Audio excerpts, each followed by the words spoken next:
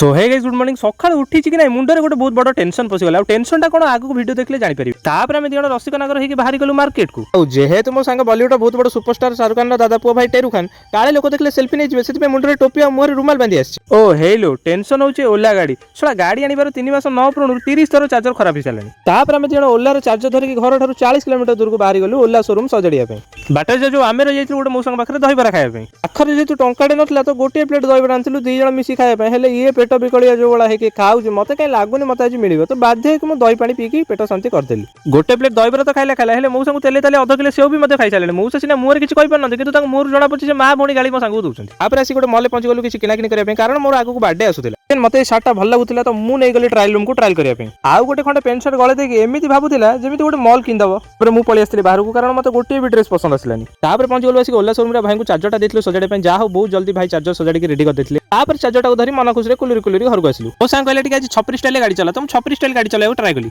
घर को आसी देखे तो गाड़ी बहुत कादु होइतला तो भाबली गाड़ी के धोई के चॉइस चिकन कर दे तो घर थी फटा चढ़ी आनी ताते शैम्पू पके गाड़ी को घसली घसली घसली घसली घसली घसली और फाइनली गाड़ी सफा करी मु पूरा चकाचक कर देथिली।